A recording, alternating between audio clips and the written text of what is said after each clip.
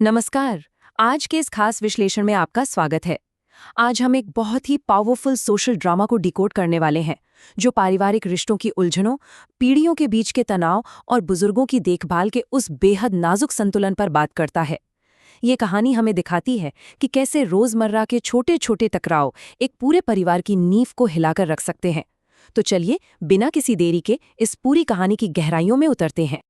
तो चलिए सीधे मुद्दे पर आते हैं। जरा सोचिए, तुम्हारी माँ बोझ है, पता नहीं मरती क्यों नहीं। ये शब्द कितने चुभने वाले हैं ना। शुरुआत ही एक बेहद कड़वी सच्चाई और एक कठोर अल्टीमेटम से होती है, जो बहू अंजलि ने दिया है। ये कोई मामूली ताना नहीं है, बल्कि हमारी कहानी की मुख्य घटना है।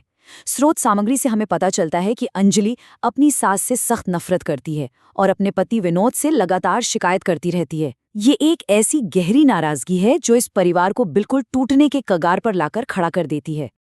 अब आप खुद सोचिए, इस अल्टीमेटम के बाद एक बेटा अपनी पत्नी और अपनी माँ के बीच चुनाव कैसे कर सकता है? ये एक बहुत ही गहरा नैतिक सवाल है जो पूरी कहानी के केंद्र में है। विनोद, जो कि बेटा है, पूरी रात सो नहीं पाता। वो पूरी तरह से बीच मझदार में फंसा हुआ है।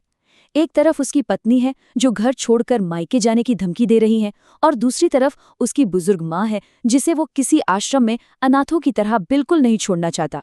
ये सच में एक ऐसा धर्म संकट है जिसका सामना आज के समय में न जाने कितने परिवारों को करना पड़ता है। तो इस पारिवारिक संघर्ष की शुरुआत आखिर होती कैसे है? आइए देखते हैं। कहानी का ये शुरुआती विरोधाभास बिल्कुल साफ है और बहुत कुछ कह जाता है। एक तरफ हम देखते हैं कि दादी, जिनका नाम निर्मला है, वो मासूमियत से अपने पोते सोनू और बाकी बच्चों के साथ लंगड़ी खेल रही हैं। गिर जाने का डर है, फिर भी वो बच्चों की जिद पर उनके साथ खेल में शामिल है। लेकिन वहीं दूसरी ओर बहू अंजलि वहां आती है और उन्हें बुरी तरह डांटने लगती है। उसका तर्क है कि जब घर के काम की बात आती है, जैसे बर्तन धोना, तो सास कमर दर्द का बहाना बनाती हैं, लेकिन खेलने के लिए उनके पास बहुत ऊर्जा है। यहीं से हमें उस कड़वाहट की पहली स्पष्ट झलक मिलती है। घर के अंदर की ये दरारें तब और भी गहरी हो जाती हैं जब छोटा सा पोता सोनू अपनी ही मासूमियत में इस छिपे हुए दुर्व्यवहार को सबके सामने ला देता है। स्रोत सामग्री में एक बहुत ही भावुक कर देने वाला दृश्य है, जहां दादी रात का मसालेदार खाना खाने से मना कर देती हैं और पोता तुरंत समझ जाता है कि उसकी माँ ने दादी को जानबूझकर सूखी रोटी दी है।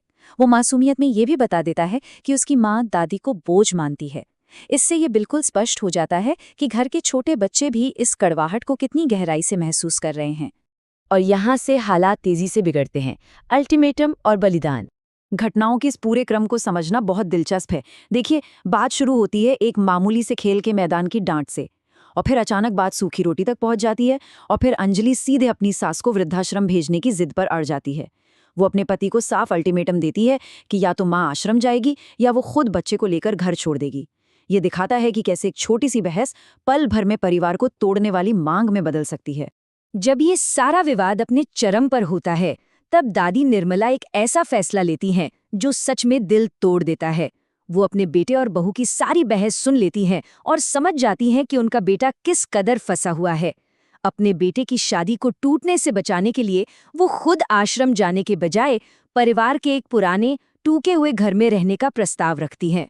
उनका ये फैसला इस बात का सबसे बड़ा सबूत है कि एक माँ अपने परिवार की शांति के लिए किसी भी हद तक जा सकती है, अपना सब कुछ कुर्बान कर सकती है। अब यहाँ एक दिलचस्प बात गौर करने वाली है। विनोद अपनी माँ को अलग तो कर रहा है, लेकिन वो उन्हें बेसहारा बिल्कुल नहीं छोड़ता। वो उस पुराने घर की टूटी छत की मरम्मत करवाता है, फिर भारी मन से अपनी माँ को वहाँ शिफ्ट करता है और उनके सारे कामों के लिए एक नौकरानी भी रख देता है। ये सारे कदम दिखाते हैं कि भले ही हालात ने उन्हें अलग कर दिया हो, लेकिन एक बेटे का अपनी माँ के प्रति कर्तव्य और प्यार अभी भी जिंदा है। लेकिन इस अलगाव का असर क्या होता है?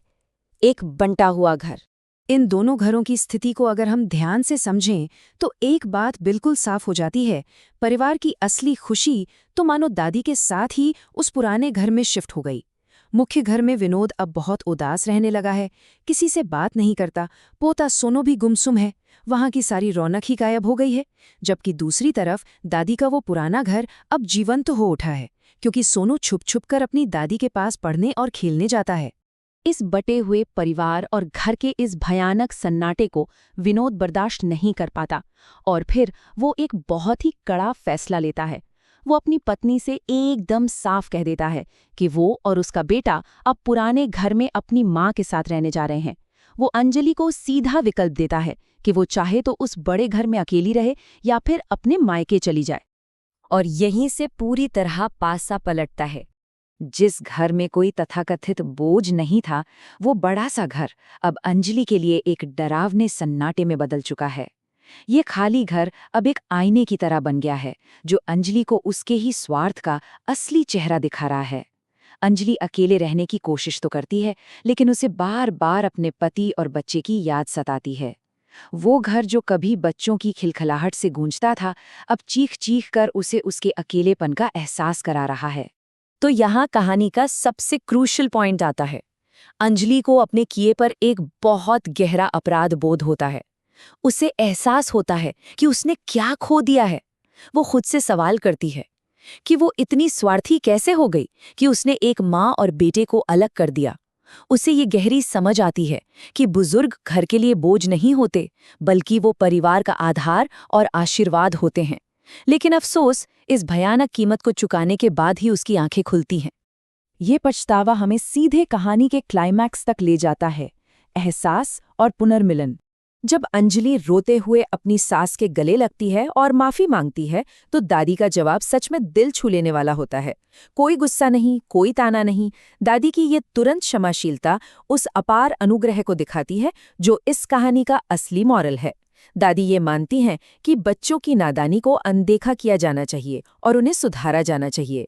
ये घटना हमें सिखाती है कि सच्चा बड़प्पन हमेशा माफ कर देने में ही होता है।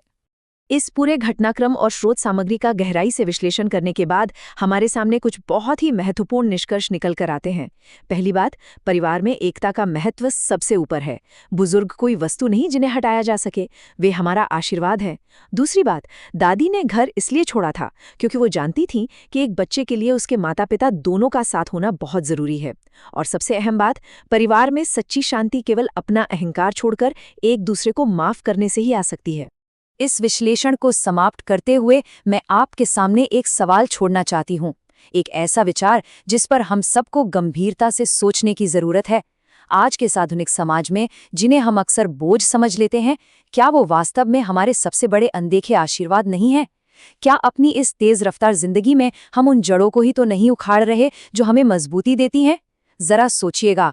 इस विश्लेषणात्मक सफर में हमारे साथ जुड़े रहने के लिए आपका बहुत बहुत धन्यवाद।